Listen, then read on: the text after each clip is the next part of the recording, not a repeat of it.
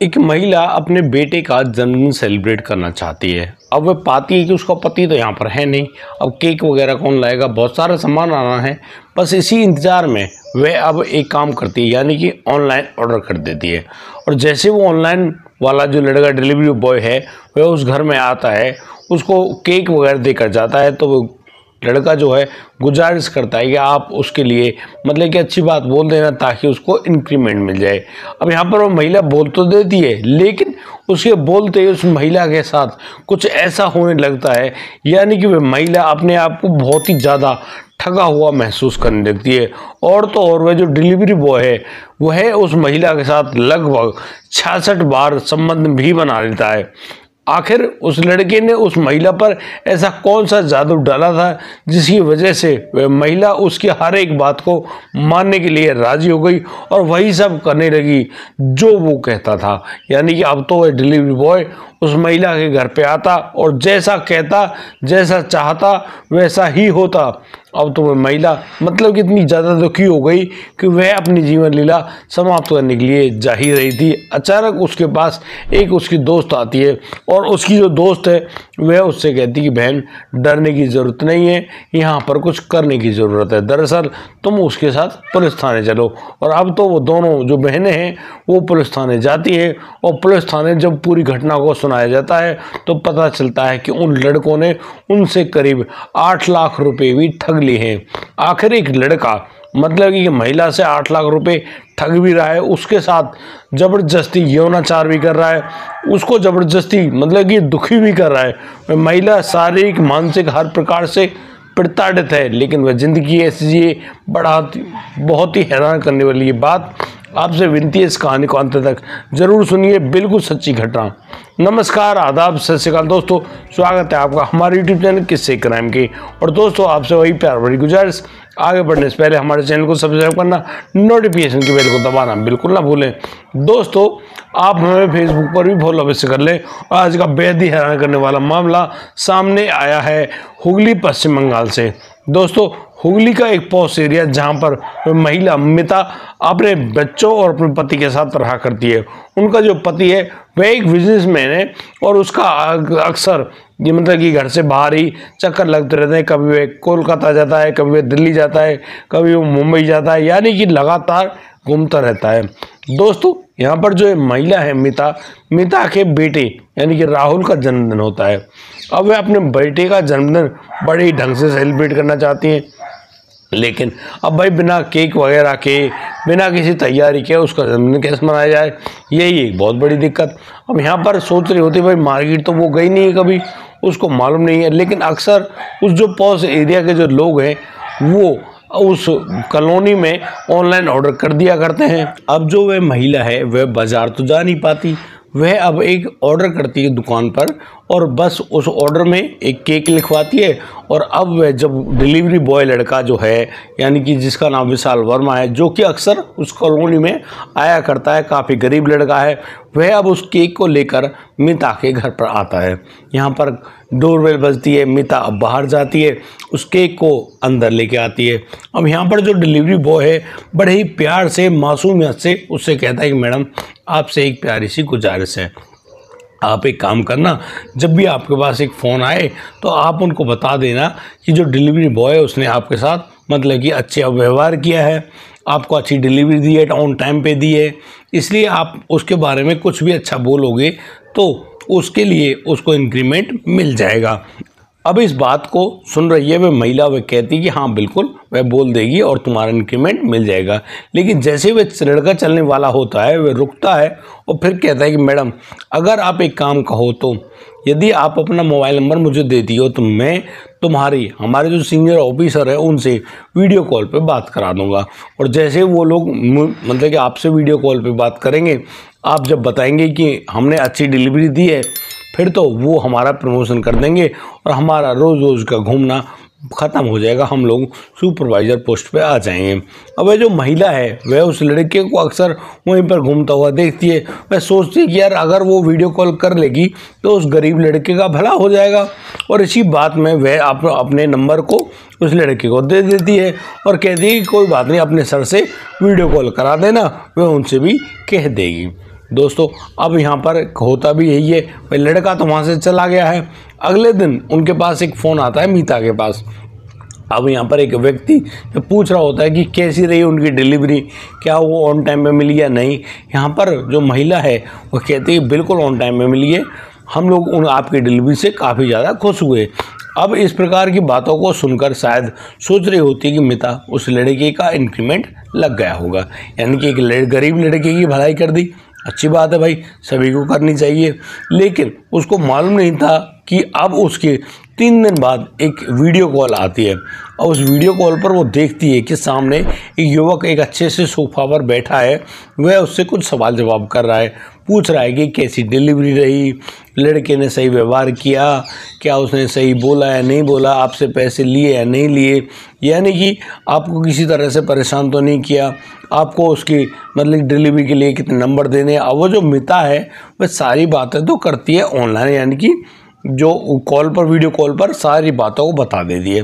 अब यहाँ पर वो कॉल डिस्कनेक्ट हो जाती है। मिता भी बड़ी खुश कि हाँ यार, अब तो उस लड़के का मतलब उसके सुपरवाइजर से बोल दिया, उसका और भी भला हो जाएगा। वह अब मतलब कि थोड़ा हायर बन जाएगा, उसको इंक्रीमेंट भी मिलेगा, प्रमोशन भी मिलेगा। अब इस बात को वह महिला सोच रही होती है। अचानक अब तो 3 दिन बाद फिर उसके पास एक मैसेज आता है उसके व्हाट्सएप नंबर पर। अब तो जैसे ही मीता उस मैसेज को देखती है उसके पैरों तले ज़मीन खिसक जाती है। दरअसल वह उस वीडियो में यानी कि बिना कपड़ों के मौजूद है और वहाँ वह कुछ अलग तरह की अश्लील प्रक्रिया कर रही है।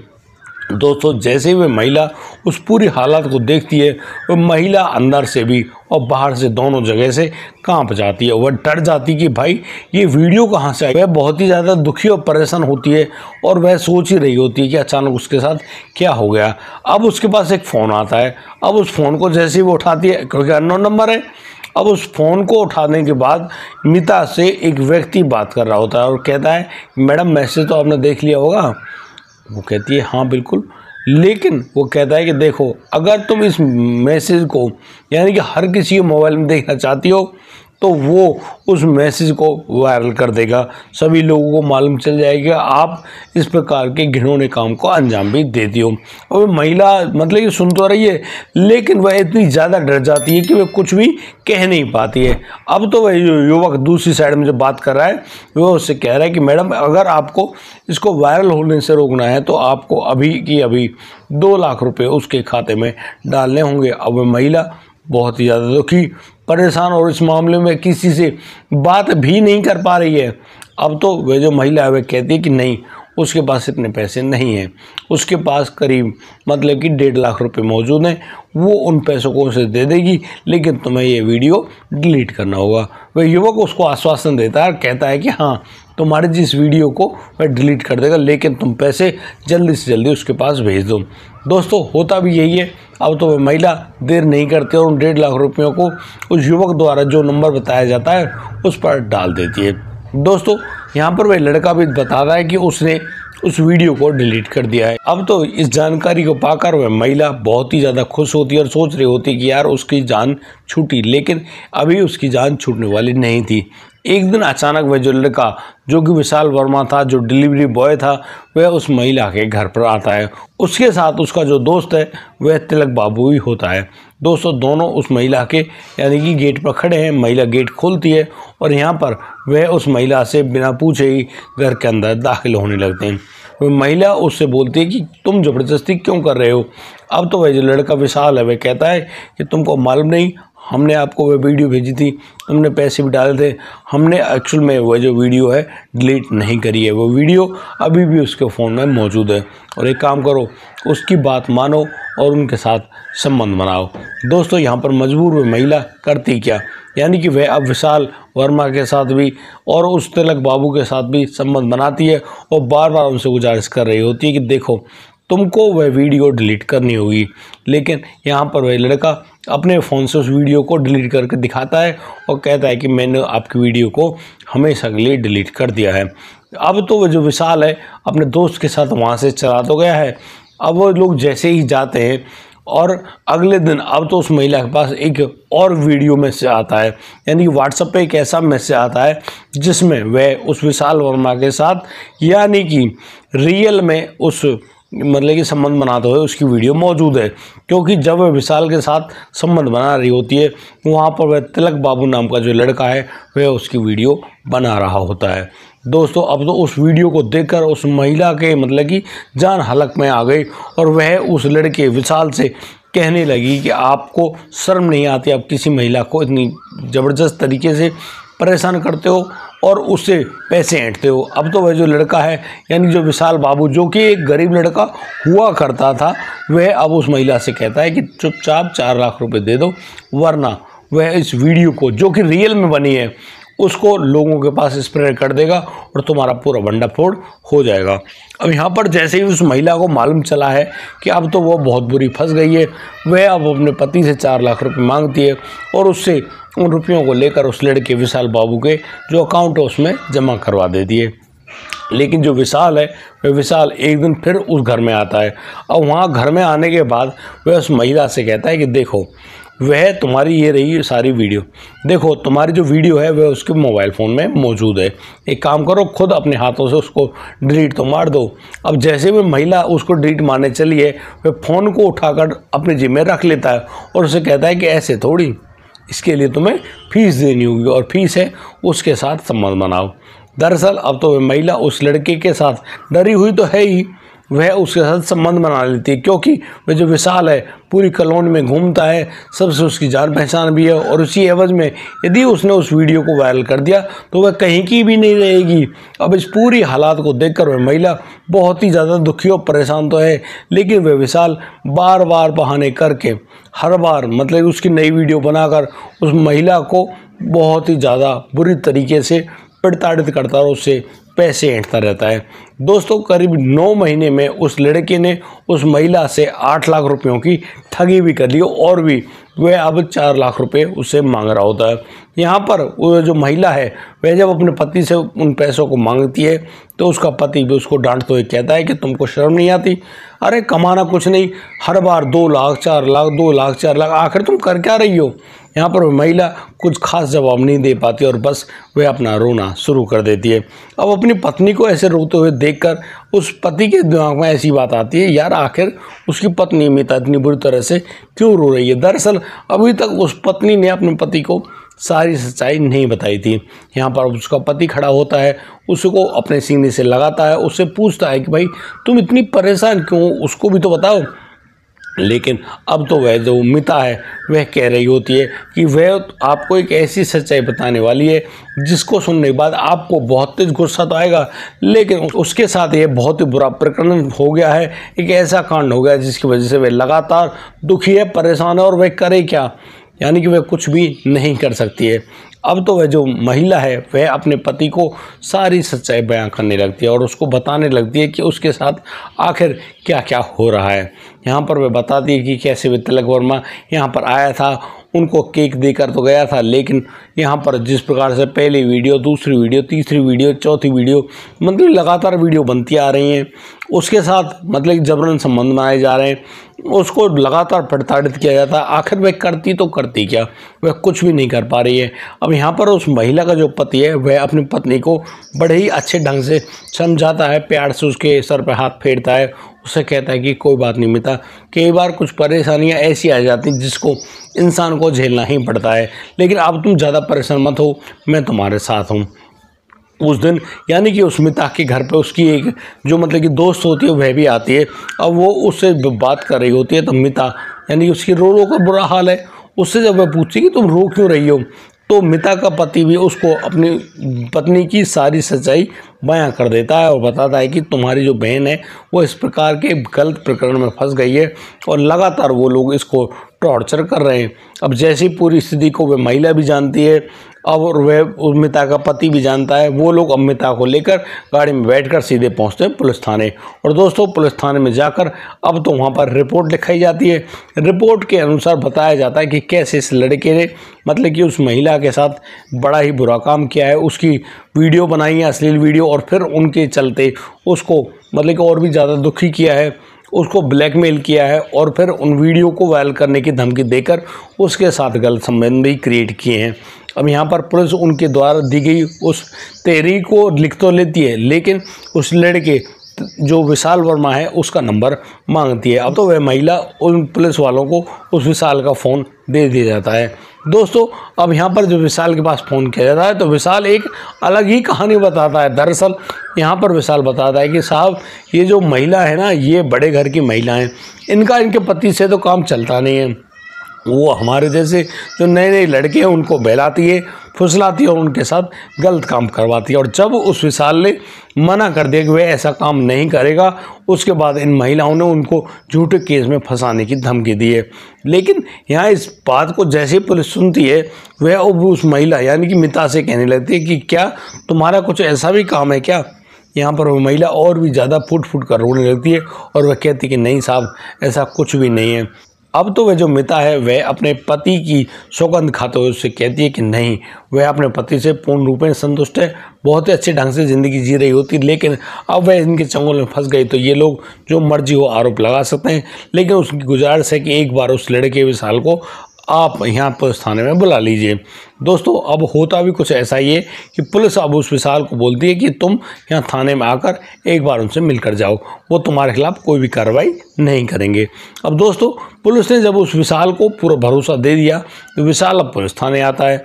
और पुलिस थाने में आने के बाद अब तो जब पुलिस उससे पूछती है तो यहाँ पर भी विशाल वही बात बोलता है कि ये जो महिलाएं हैं ये उनके साथ जबरन संबंध बनाती हैं, उसको बार बार मतलब कि उसका खुद का यौन शोषण कर रही हैं, उसको बार बार प्रताड़ित करते हैं। और जब उसने ये सब काम करने के लिए मना कर दिया तो ये जो महिला है उसको गलत आरोप में फंसाने की धमकी देती हैं।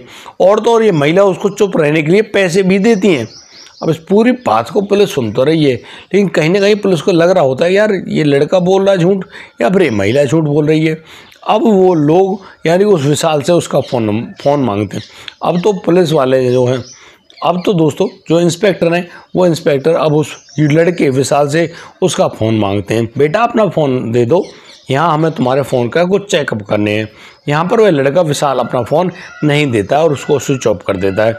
अब तो पुलिस वाले समझ जाते हैं कि हाँ कहीं ना कहीं ये जो विशाल है ये गलत है। दोस्तों अब तो जो पुलिस वालों का जो थप्पड़ होते हैं पढ़ते हैं उस विशाल को, वो विशाल चुपचाप उस फ़ोन को आगे बढ़ा देता है। पुलिस उसको बोलती है भाई इसको अनलॉक करके देना। अब जैसे उस फ़ोन को अनलॉक किया जाता है, यहाँ पर पुलिस यह देखकर दंग रह जाती है कि यानी कि उसके फ़ोन में इतनी सारी अश्लील वीडियो हैं जो कि मतलब लगती है कि वहीं पश्चिम बंगाल की महिलाओं की फ़ोटो हैं, वीडियो हैं। यानी कि अब तो समझ गए थे पुलिस वाले भी ये जो लड़के लोग हैं ये ज़रूर किसी न किसी गलत प्रकरण में फंसे हुए हैं। दोस्तों अब तो जो पुलिस है, पुलिस के जो और भी जो पुलिसकर्मी हैं वो सब लोग उस विशाल को पकड़ते हैं और उसको हवालात के अंदर बंद करते हैं और उसकी ढंग से ठुकाई करते हैं। अब दोस्तों जब ढंग से ठुकाई होती है तो वह लड़का यानी कि अब एक ऐसी सच्चाई सामने लाता है जिसके बारे में किसी को भी मालूम नहीं था। दरअसल अब तो जब विशाल को ढंग से पीटा जाता है, उससे जब कहा जाता है तो वह बताता है कि दरअसल उसका नाम विशाल है ही नहीं, वह तो जो लड़का है ना उसका नाम होता है वाहिद हुसैन। दरअसल वह रहने वाला पश्चिम बंगाल का ही है, लेकिन वह एक मुस्लिम लड़का है। वहाँ पर वह अपनी मतलब कि पहचान बदल कर रह रहा होता है। उसने अपना नाम विशाल वर्मा रखा हुआ था और वह इसी प्रकार से लोगों को चिकनी चुपड़ी बातों में, अपने गरीब होने की बातों में फंसाता है। उनसे कहता है कि वह बहुत गरीब है, उसका कुछ भला कर दो, और उसी भलाई के चक्कर में वो लोग जब उसकी भलाई करते हैं तो उसके साथ बुरा कांड हो जाता है।